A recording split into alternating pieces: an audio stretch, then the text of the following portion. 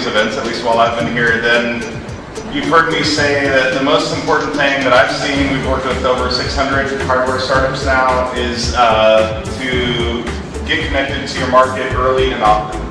You know, to really understand who your market is, what they're going to, if they're willing to pay for your product, what they want in a product, and so forth. And it's my great pleasure to introduce Mark Delman as our speaker tonight.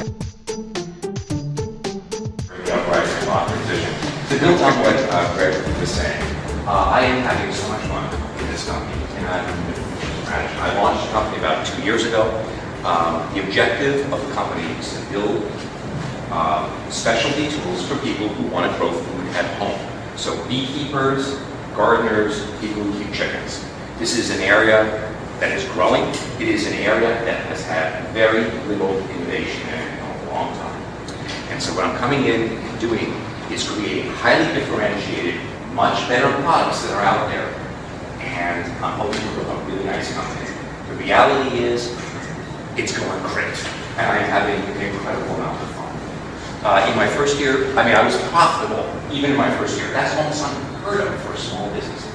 And what's amazing is that I was able to use tools that are now available to everyone in this room today that are inexpensive, that allow them to create a profitable company in a very short amount of time, to get a product out there faster than it ever could be done. And what's amazing about it is it's totally scalable. I started in the United States. I now have a product in Canada. If I want to go into the UK and sell, or into Australia, all I need to do is make the stuff and ship it to a warehouse there, and I'm in market. A global company in under 2 years, making money, and it's that you can absolutely do it. I'm absolutely convinced of it. So the focus of my presentation today is on some startup ideas that I think might help you with your own startups. What I hope is that out of this presentation, you take out one, maybe two nuggets of it, either a tool, a piece of information, an idea, a thought is sparked, something helps you with your startup. Okay, so that's what I'm hoping for, and I hope you deal with it today. So what I'm going to talk about is, I'm going to spend a lot of time determining whether your product is ready for market or not. And I think this is really critical. In the old days, you could make a product and then you spent a lot of time and energy communicating to people. The reality is the internet has changed that. Your customers are going to do a lot of the selling for you. It'll be much cheaper for you to have a great product out the door and let your customers sell it for you. And we'll talk a little bit about that. I'll tell you how to begin to think about positioning your product, because that's often hard to do. And then we'll talk a little bit about pricing, and we'll also talk a little bit about getting into channels. So if you're a marketing person, you may have noticed that there's something that's before this. It's the 4 Ps. It's product, pricing, place, and promotion, as much as I can do in a very short period of time, for starting. Okay? So that's the middle. All right. So the first is, I want to talk a little bit about beta testing. Can everyone do this? Is there a way to knock down the lights over here? Can you guys get that? The beta test, I'm sure you may know, is a way of testing to see if your product is ready. What you want to do is, if you currently have a product in market, you probably have customers, and you can go directly to those other customers potentially. But if you do not have customers today, do not despair. It will be easy to find people who might be the potential targets for your product. Go to industry groups, forums, blogger outreach, find a blogger in the area that you're in. He's got a following of a gazillion people. Say, hey, I'm developing a new product. I'd like to get some people to test it. Believe me, they'll be interested in helping you. There are easy ways to find that. You want to sign people up, we'll talk about that. You want to do a pre-production sample. You want to allow people to use it probably for at least a month. You want them to fill out a 10 to 15 question questionnaire that is going to help you figure out whether you are ready to launch. And then you want to make sure that you tell them that it is anonymous so that they give you honest feedback, because a lot of these people will not want to tell you something that hurts your feelings. And then you want to also provide them an incentive to complete it, otherwise you will be struggling. In other words, give them a gift card, give them something that they can, for their time, especially, by the way, if you are targeting a market for a high-tech product where those people are making high 4-figure salaries or 6-figure salaries, their time is worth something, so you got to give them something, all right, for doing this work. Okay, So let's talk a little bit about that request. And one of the things that I'll do is I'll make this presentation available. Some of the stuff you're not meant to read here. You're meant to look at it afterwards. Because what I would like you to do is to be able to steal this stuff and just knock it off if you want. And if it's useful to you. All right, so the thing that you want to do is when you go out and talk to people, you've got to get them excited about even testing it. Because they're busy. They don't have, I mean, it's exciting to you, but it may not be immediately exciting to them. So you need a very strong call to action. So something like, we're developing a new product, and we're looking for people who would test and provide honest feedback. Now here's the part that you need to say. We have a limited number of pre-production samples for the test. So the program is only available to a select number of individuals. All right, so exclusivity is making this interesting. This is an exclusive chance to be the first to see the product, and your opinions and feedback will play an important role in shaping the product. All right, so what you're telling them is, hey, this is a really cool opportunity, and your feedback really matters. Okay? And then you go into the details of, you have to tell them a little bit about the product front. What are the qualifications? All right, so in this particular case, this was a chick feeder. All right, so that's for little baby chicks. So people often have chickens, but they don't necessarily have chicks. There's a very small window of opportunity. 6 weeks, they're no longer chicks. So you have to have chicks, you have to do a bunch of other things. What's involved in the test? Here's what you're going to do. You're going to do this, and then you're going to fill out a survey. And by the way, here's a gift for you, okay? And here is a link to register. So you have to do all of that in there. And like I said, your products will be different, but this format will work for you. You want to then drive them to a sign-up agreement. And this could be created in Google Docs or SurveyMonkey, whatever. You want to make sure that these people are qualified to do the test. If you're testing cell phones, it doesn't make sense to test amongst somebody who doesn't own a cell phone in the past or something like that, right? So in this particular case, I wanted to make sure that these people actually own baby chicks. And I actually asked them, I said, okay, and by the way, I'm going to need you to send me a photo of your chicks using this product. Because I did not want people to sign up for the beta test because they wanted the gift card at the end, and they didn't actually own chicks. So I actually asked them to send me a photo, and then I asked them for some information, and then I had this little disclaimer at the bottom, which talks about confidentiality, and I'll just push it up here, and you can steal this exact language. Yeah. Where did you put this so people could sign up? In an email. In other So words, you send it out to all of your friends and family? I already had a product in market by this point, but if you don't have a product in market, go to a blog and say, would you do me a favor? Yeah. Post to your blog. So you but you have to provide that information. People have to know what they're signing up, and they need to know in advance, hey, you gotta have a digital camera to be able to take these photos. In my market, some people don't. So I had to tell them, I need a photo. I don't want a hard copy photo, I want a digital photo. Okay? So that kind of stuff. So once they have done that, there's one other thing you need to do. You need to tell them that they need to keep their big mouths shut. All right, so this is the thing that says, I understand that this is confidential, I'm not going to reveal it to anybody. And then the other thing that you need to do is to tell them a little bit that the product is not necessarily one that is market ready. It may not be at the performance levels of a commercially available product offering. It may not operate correctly. It may not have good documentation. And by the way, it's as is and without warranty. Now, the reason that we're going to do this is twofold. On the confidentiality side, I don't believe that any of you are going to have the time or energy to go after people who do fail the confidentiality test. However, you do want to introduce doubt into those people who you just want to make sure, you want to put everything in your favor so that this thing stays confidential and amongst your beta group. And this helps a little bit. And on the warranty, I'm not sure that this is going to cover your pushies if you electrocute somebody, but it does at least force people to understand that what they're getting may not be exactly market ready, right? Because remember, you understand product development, your customers don't. You've got to always remember that you are more knowledgeable about this process than they are. So remind them that it may not be exactly what they think it is, okay? You need to ask them 10 to 15 questions that determine their level of satisfaction with your product. All right, now a lot of these things are going to be really product specific. All right, so I cannot give you guidance on that. In my case, all right, I happen to have the animal watering device. One of the unique features is that it goes onto a Rubbermaid or regular cooler. You unscrew the spigot on the cooler and you screw it on again. It's one of its advantages. It's really simple. You don't need tools to install. Okay, so That means that someone who is 9 years old can do this, and it also means someone who's 99 can do it. No drills required.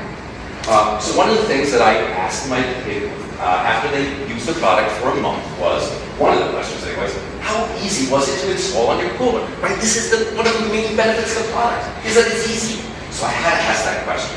You will also have very product-specific questions. If you want to see all of the questions that I asked about this product, here's the link, okay? And you can go knock off the survey. All right, that's not really all that interesting to you because you have your own products and things. All right, and these help to determine the uniqueness, and also this is going to tell you whether you are ready to go or not, and it will also help tell you how much money you are going to need to spend to promote this one. The first one is very well known in the industry. It's called Net Promoter Score. Has anyone seen this? I'm just curious. One, two, a couple of you. Okay, so maybe about a third. What this is the answer to a question: how likely are you to recommend this product to a friend? And there's a sort of unique scoring system, which I will not go into in this, but you can easily find by Googling. And it is the top two scores, extremely likely, and number 9, 10 and 9, are people who love your product, and they're going to promote it. Meaning they're going to be sitting in their kitchens, and when their friends come in, they're going to say, I just bought this new chicken water, and it's the greatest thing ever. You've got to buy one, okay? Then there's people who, they kind of like it, it's okay, you know?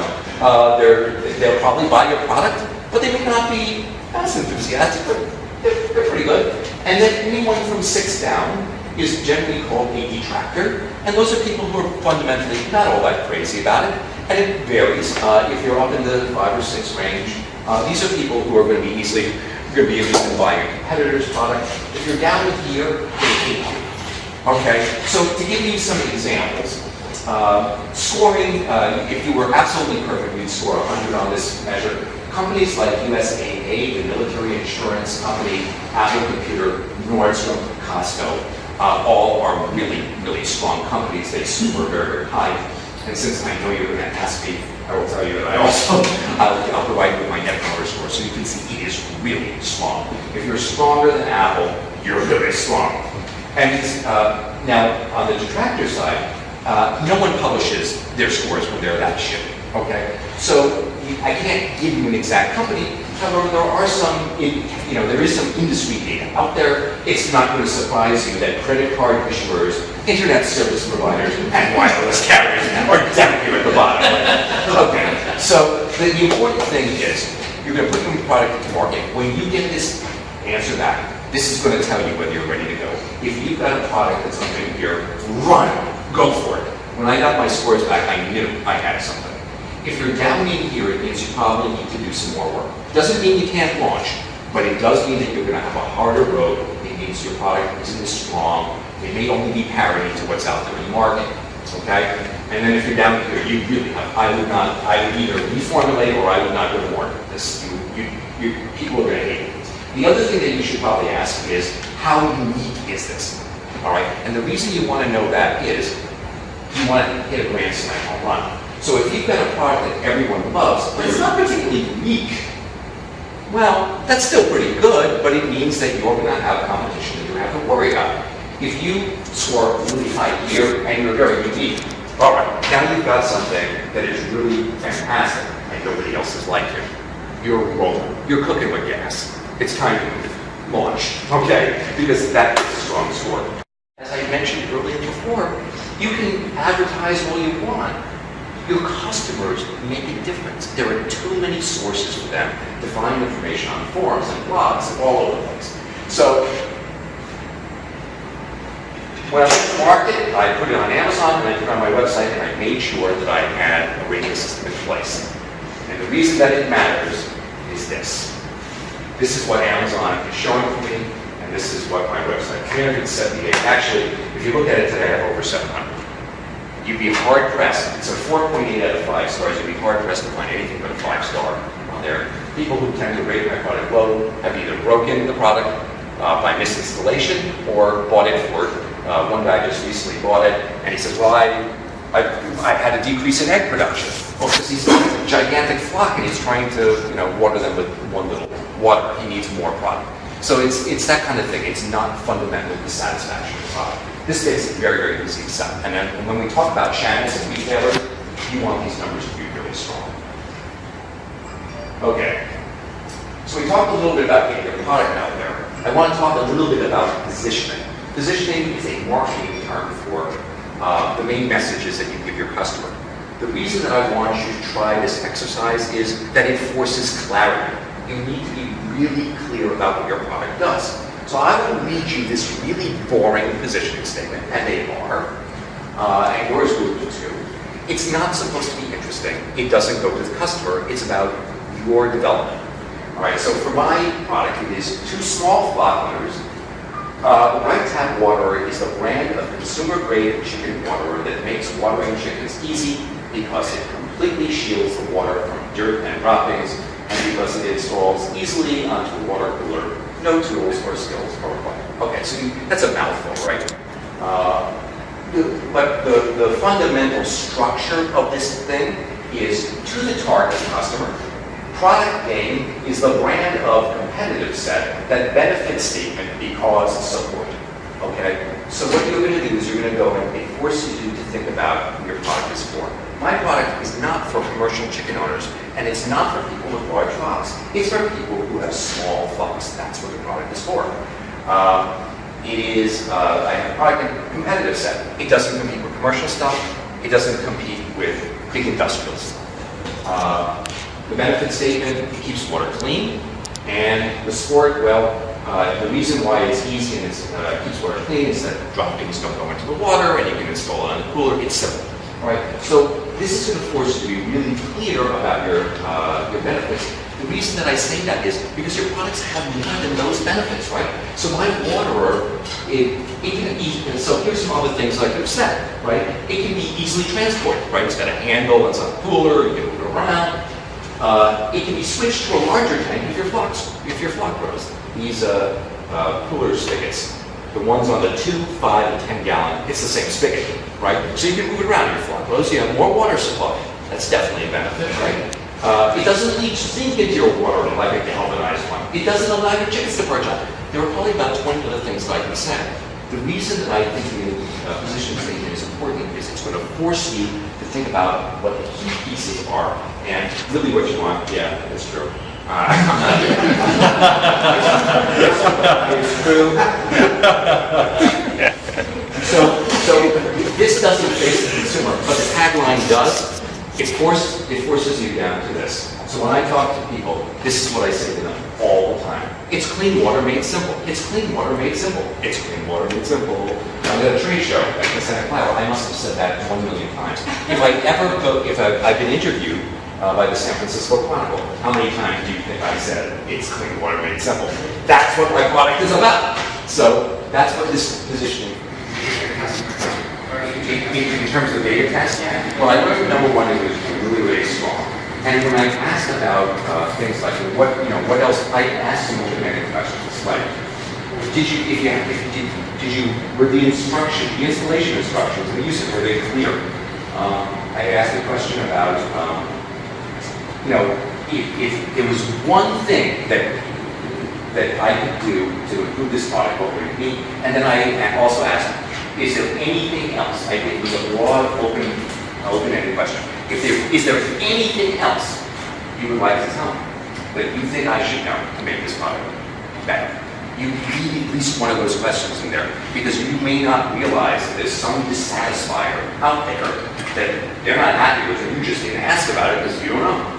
So you need to have at least one of those broad questions. Okay, so the fourth point I want to make, and this is something that I do, is I want you to think about whether you can leverage an installed base.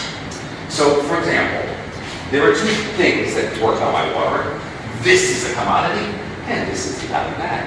Okay? So what I did was, I purposefully built my design to go on this tank.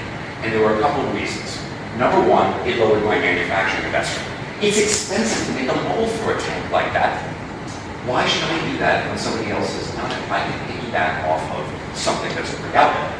It lowered my unit manufacturing cost because now instead of buying it in small scale, right? If I were only making 1,000 of these things, it would cost me a fortune. New Rubbermaid needs billions of them. You can go to Home Depot and buy it for $9, and that's what I did. And that's what my customers do too. So it made the whole water cheaper. It lowers the perceived cost to the consumer. Think about it. Almost everybody has one of these sitting in the garage collecting dust. So when they evaluate the price of my product, they go, oh, $29, that's pretty cheap. Because they're not calculating in the cost of the tank, which they have in their garage. Right? So it now made my product more competitive from a pricing perspective relative to other waterers in the market. And finally, it lowered my shipping costs because of scrappy distribution. If I go to Newell and say, as a customer, I would like to buy this tank, the distributor will sell it to me for about $13 or $14, and it will cost me $6 to ship it in small quantities to my warehouse, $18. I would like you to know that if you go to Home Depot, you can buy it for $9.95. All right, so this is an interesting thing. If I want to sell it in tanks, how am I going to do that? Well, guess what? When I set up my warehouse and I outsourced my warehouse, I made sure I was near a Home Depot. Why? Because I buy a pallet of these things from Home Depot, and for $50, they truck it over to my warehouse. So I saved myself $8. You know, at least $8, $2 or $3 on the cost plus $6 in shipping by leveraging this tank and making sure that my warehouse was in a place where I could go. Home Depot, Bed Bath & Beyond, these are all places where you might be able to find products. There are other places too. Now, when I was scanning through the list of people who were coming tonight, I was looking, some of you mentioned what you guys were making.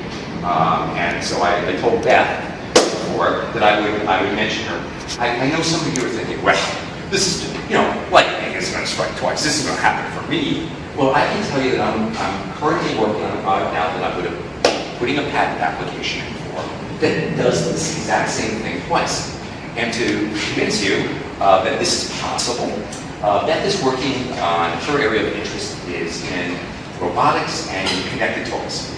So I thought, well, you know, a lot of times that means maybe integration into a toy. But what if you could build a module that was a connected thing, a connected module, that would go onto other toys that you could, you know, that would, let's say it makes sounds or it shoots out lights or something, and it could go on to, let's say, a guitar, like a kid's toy guitar, and as you're doing your little guitar thing, it's doing some stuff on the internet, or it's on a radio-controlled car, or if it's on something else. You can imagine it on a kite up in the sky, right? What if this module could go on lots of different toys? You wouldn't have to invent all those toys. All you'd have to do is build off of that. So I encourage you to think about your markets and see if there is some opportunity. I don't know how many people have ever done this. This may be unique to me. I think it's really powerful. Have a think, really think about that a little bit. Okay, so we moved out of that. I'm going to talk a little bit about pricing now. Other than the product itself, pricing is probably the most important thing you can do after the product. All right, it's really critical. It's also really hard to do. This is not a science, it is an art. It's really tough. And so the first thing that I would recommend is that you spend some time looking at all the competition out there, all the different products in all the different channels, to make sure that you have a very clear understanding. And I would actually pull pictures of those products and lay them out. Be systematic about it. Don't just do it in your head. Actually put it on a piece of paper so you always have it. The other thing that you should do is, and this is going to be a little tougher, you need to talk about the pros and cons of that product. I would think about not just why your product is better, but why your product is worse than what they have out on the market.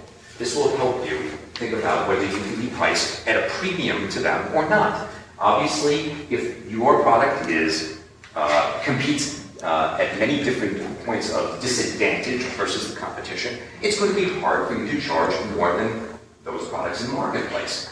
Whereas conversely, if you have lots of things that are maybe better than your competition, you can price more. In combination with the Net Promoter Score that we talked about before, you should have some idea of what the product price should be. If you are in doubt, if you are in doubt and you are intending to sell this on the internet, on your own website, where you can adjust price pretty quickly anyway, price high. You can always lower your price. Going the other way is usually tougher, okay? The other thing that I would like to mention, many of you may not have been through retail before. into retail channels. Now, some of you may only sell your products on the internet, but some of you may choose to put them into some kind of a store, whether that's an online store, a catalog, or brick and mortar, whatever. Somebody else may sell your product. You need to be very mindful of what that means for your product down the road. So, for example, if you come out and you think your product is worth 35 bucks, and you can manufacture it for, let's say, 30, and you're happy making $5, that's great. But the minute you go to a retailer, you have no money to give them. They need to earn money to sell your product, and with only $5 in there on that product, right to the ceiling of what you think you can charge, there's no money to give them. You do not have a product that can go to retail. So I do not know if you know how to calculate a gross margin. Go to the internet and find out the calculation, but here's the bottom line. Most retailers want 40 to 50 points of margin. Okay, they want 40 to 50 gross margin points. So a retailer will buy, let's say this product you think is going to sell for 99 bucks in market, that retailer needs to buy it at $49.50. Otherwise, they will not be interested in your product. If your margin is 25% and they're used to earning 50, I don't care how good your product is, they will not talk to you. And the reason is that, especially if they're in a big company or a big box store or something like that, a consumer electronics store, that guy is incented, his bonus sits on his margins. How big he's going to business and how much he makes, but also margins. And he does not want to dilute his margins by having your 25-point margin product in his 50-point category. So you need to make sure that you can give him 50 points of margin. A distributor will generally be looking for about 30 points of margin, and then you need to make some money too. And you probably don't want to earn less than 30 points of margin. So in other words, for this thing to work, for you to sell a $99 product, all right, and go through channels, these types of channels, you need to be manufacturing for 24 bucks. That does not need to be 24 bucks for your first shipment, right? Because you may not have these. You just need to know. Like, if I'm ordering, let's say, 5,000 units on my first order, you may not get to this price, but you don't care. You're selling on the internet, it's all your own sales. What you want to know is that at some reasonable level of volume, you can get down to 24 bucks so that you can get into this channel. And what's really lovely about this is, if you really are starting out at 24, 25 manufacturing cost, and you are selling directly to the consumer, meaning these guys are out, they're not getting their cut, your gross margin is 75%. I guarantee you, if you have a business that provides a 75% gross margin, you will be the envy of most manufacturers. I used to work for Eastern Kodak, which was film. It was an incredibly high gross margin manufacturing company. Film was an 80% gross margin. This is a great margin. All right. By the way, you can do it. I actually earned margins like that. It represents some challenges that we'll talk about in a second when I get to the retailer side. But anyway, what you want to be able to do is you want to manufacture some small quantity of these. You want to set up a website, probably, and then have some plans in place to promote your product and see if anyone is willing to buy it. This is a test of both your product and your pricing. Right? You can play around with pricing now a little bit, especially if you need to take it down. What you don't want to do is you don't want to go to a retailer, sell into them, and find out you've got the wrong price. Now you're screwed. So this is the real world test. You've gotten everything together, and now you're out there. This is where the rubber meets the road, and you're hoping that this works. Okay, and I want to talk a little bit about promotion too, because a lot of times we think, and I think Greg has had this experience with some of his customers, they make some really amazingly good products, and then put it on a website, and no one's buying it. Well, because no one knows about it. You can't buy something if you don't know about it. You've got to have some money in the budget to be able to promote your product. All right. This is not the place to do a marketing plan, but I want to give you at least some guidance. The cost of acquiring a customer is going to vary by product, industry, and media. It's all over the place. But in general, it's not going to be less than $5 ever, and it's never really more than $300 unless you're selling Boeing airplanes or something like that. So here are some customer acquisition costs that are documented.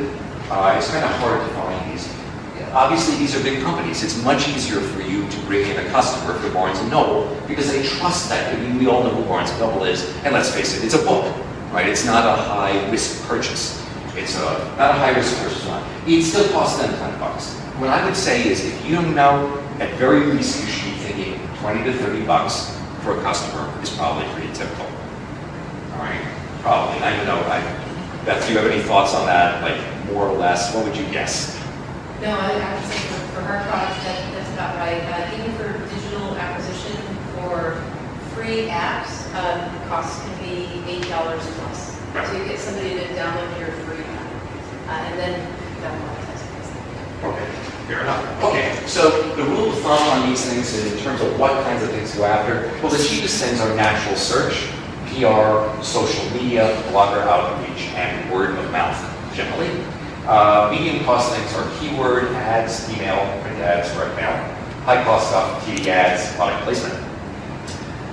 One of the things I encourage you to think about is a generic name and a URL. This may be the cheapest thing you can buy.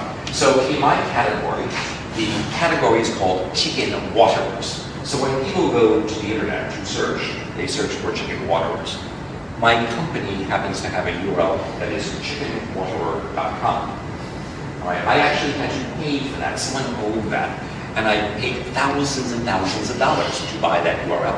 I did it because if you go into Google Keyword Tool, and I do not need, if you guys understand this, I don't need to preach to you about it, but you can actually figure out about how much the cost of that word is and figure out, how much it's going to potentially cost you to go buy customers through Google with that keyword.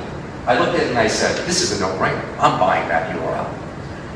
Within 6 months, I went from being, when I launched my product, it appeared on the 4th page of Google search engine rankings. In other words, you have to go back 30, 40, 4 pages back in Google. You guys tracking with me on that, what that means? Right, I wasn't on the first page, I was 4 pages in, which means I'm in the tomb, right? If you're on page 4, you don't exist. You have to be on page 1. Within 6 months, I was on page 1 because of that URL and because of some other scrappy sort of promotion I did. In season this year, if you had typed in the words chicken water, you would have seen me number 1, number 2, number 3. All right, it was killer. Right, I just sucked up all that. Now there are other channels. People, not everyone who buys this product buys here. A lot of them go brick and mortar. But if you were online, you didn't miss. Especially since I was on Amazon, and Amazon also was advertising. And I also picked up a couple of retailers. Anyway, so I encourage you to think about that. I will tell you this: the downside of having a name like Chicken Water, a generic name like that is, it's generic, right? At some point, it ends up not being all that helpful, all right? So a company like GoDaddy or Amazon, right, they have a very unique name. Everyone knows those names, but they don't mean anything in the context of the category, right? If you're looking to buy a domain name, what the hell does GoDaddy have to do with it? So they have a very ownable thing. Long term, that's good, but in the short term, it's bad. The reason that I went with this was not because I didn't understand that the long-term branding didn't matter. I didn't have the money. If you want to go with a name like GoDaddy or Amazon, you better have a big pot of money because you're going to need to spend a lot of money to get people to recognize what you are. And you're not going to have the benefit of natural search necessarily. So I highly encourage you to think about whether if you're starting out, whether you want to go that route. It would work for you. Every category, there are some awards out there. I encourage you to start looking around and finding what they are. Enter your product. Some of these awards, your customers aren't even going to know what the hell they are. It doesn't matter because all they need to know is that somebody else gave you an award. That gives you validation that you are a product. So I entered myself in the Spark International Design Award competition, which actually is run here in San Francisco. I was a finalist. All right, you know who I was competing against? Companies like Kohler, Tesla, Oxo. I mean, I actually was a finalist in this segment. Now, granted, they have different things, like there's a technology thing. I was lumped in with consumer goods, so I was competing against lots of really powerful players. I didn't win, but it didn't make any difference. Right? I could go, and when I was doing some press stuff, I could say, and I was a finalist in this award, and you'll still find that on our website, and that helped me get the San Francisco Chronicle, which actually got me some stuff. So I encourage you to see if you find that there's almost always an award out there somewhere. See if you can win something.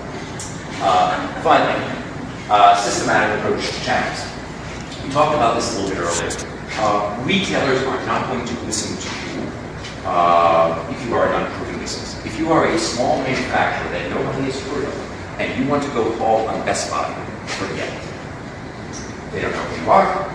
They don't care about you. You're a one-off company. It's going to be tough to go there. So you have to have sort of a systematic approach and a strategy for going after that market. All right. The first, I think this gentleman would ask, you started online, but I think you would ask that question. Okay. One of the reasons that I started online was that I knew that if I came up with this product and I had a beta test, and I went to them and said, I have this great beta test, they would go, so? When I started to approach online retailers, it was a year after I had launched. By then, I had already had hundreds of reviews, most of which were 5-star. So this is how that conversation went. I have a really unique product that's doing incredibly well. I have 500 reviews on my website, and you would be hard-pressed to find anything but a 5-star review. Would you like to sell some of this to your customers? Isn't that a different approach than, oh, I think this is going to sell really well? All right, it gives you a lot of negotiating power, right? You have a real proof source. You have a real product that makes sense. So I think it makes sense to start out online with almost everything. Look, everybody's category is going to be different. I can't speak for your market, but I think that this is powerful. If you can get validation, in-market validation, it makes it just so much easier, right? No problem. There were like 5 or 6 big online suppliers of poultry equipment. I mean, all of them. All right, and I did it within a year. The other thing that I would say, and by the way, I'm going to go into brick and mortar, but I'm doing this strategy of laddering up. Internet first, online retailers next, brick and mortar, which is hardest, right? There were probably 4,000 feed stores and thousands of pet stores to get it. All right, so I wanted to have the power of saying, hey, I'm online, and by the way, all these internet retailers carry me, and now you need to carry me too. All right. If you're going to go after them, though, go after smaller specialty retailers. Why? If you go to, in any category, there are usually some big guys that dominate the market, and then there are smaller players. The smaller players are struggling for survival. They're getting their tushies whipped by the big players. They're looking for, whereas the big guys don't care about you very much. These little guys are going to be much more interested. They want something unique to sell that the big guy doesn't have. Go to them first and give them something to sell. They'll be more interested in seeing you. So in my market, I'll give you an example. In this brick and mortar world, there are some small chains, and then there's mostly mom and pop. Little 1, 2, 3 store feed stores, feed, saddle, pet stores, that kind of thing. And then there are the big guys like Tractor Supply with 1,000 stores across the country. I'm not going to Tractor Supply first. I'm still a nobody to them. I want to go after these smaller retailers who need a product like me. If I sell it into Tractor Supply, they're immediately going to sell it at a very low price. It's like Walmart, right?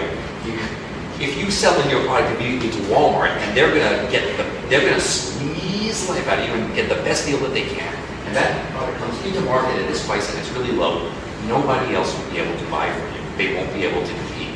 So why don't you give them something? Go to the rest of the world where you have a better chance anyway, and where they're going to be interested in having your product because they need it, all right? And you can always go to Tractor Supply down the road. I think that there's something to say for, approaching channels very, very carefully. That will tell you that channels can make you, they can also destroy you. They take little companies and they pull them around by the nose, all right? And they don't mean to do it, but they will waste your time. They'll ask for things like, when I first launched, believe it or not, I got a call from Blue Snowman, and they wanted to carry my product. And I said, well, that's interesting. I said, I may be a little bit early. I've only been in market 6 months. I'm not sure I'm ready for you. But I said, I'm interested in talking. And then the next thing out of her mouth was, we'd like you to customize the product so that it's just for us. They wanted a unique product. Time out, not happening. I said, there's just no way. I'm too small a scale to manufacture, and I know what they're going to do to me. They're going to make me do all this work, and then at the last minute, they're going to pull the rug from out under me and say, oh, I'm sorry, we changed our mind. We've changed our strategy. we don't have money in the budget. All right, that happens all the time in a big company. They're not trying to jerk your chain, but that's how it works in a big company. Things happen, and the people that you're going to be working with aren't at the top of the pyramid. So you have to be super careful. Be mindful of that when you're working with retailers. And by the way, if you do decide to customize something for someone because you really think it's important, I would encourage you strongly to make a volume commitment. So if they say, well, we would like you to put the Williams-Sonoma logo on it, and you say, how many are you willing to buy? And if they are not willing to make a commitment, I would not customize anything for them. Okay? So, that is basically it on some marketing ideas. I want to point out some resources for you. If you're going to set up a website, there are a whole bunch of players out there. Collusion, BigCommerce, Shopify are all good players. They're all good. They're all about the same. Credit card processing, you can go to a bunch of players. PayPal is pretty good. They're reasonably priced, and they're reputable. There are a lot of people who are cheaper, and they're not so reputable. Email, and by the way, I don't know if you know these suppliers or not, so this is a list, sort of a toolkit for those who may not know. MailChimp is pretty good. To do research surveys, SurveyMonkey, fulfillment. I use a company called Shipwire. They have warehouses all over the country. That allows me to scale my business and be global. I just make it and ship it to them, and they pick and fulfill for me for a price. Cheap design projects, I try Fiverr. I wouldn't give them big projects, but if you just need, some small thing done for $5 or $10, they're pretty good. If you want to do A/B testing on your website, there's a really cool resource called Optimizely. They integrate into these big e-commerce providers and allow them to do A/B testing. I'm doing some testing now on my website using that. Incentives and retention, I like a company called Granify. They're a small startup in Canada. To do reviews, there's a really cool company called Yotpo out of Israel that integrates, and in addition to soliciting reviews from customers, they will automatically post to your Facebook and your Twitter feed. They're nice, and for accounting, I use QuickBooks Online. What's amazing is that all of this stuff, this company, this global company that's making money and growing and doubling, is run off of my iPad. Right? If you structure your business in a way that you use all these cool tools around the web, you use tools to do CAD, CAM, you can do 3D printing, it is amazing. You can actually build a manufacturing company with no money and achieve scale very, very quickly. It's really exciting time to be alive. Okay, so I'm going to do some Q&A now. For those who happen to be interested in chickens, if you go to my website, there is a free smartphone app called the Cloculator that I developed for Android or iPhone. We also have one for Windows, if you'll believe that, which is put together in a scrappy sort of way. If you want to reach out to me on LinkedIn, I am interested in meeting professionals. I'm interested in meeting all sorts of professionals, but I'm particularly interested now in meeting folks who have experience with microcontrollers like inexpensive, or what are the other ones, Raspberry Pi, something like that. And that is it.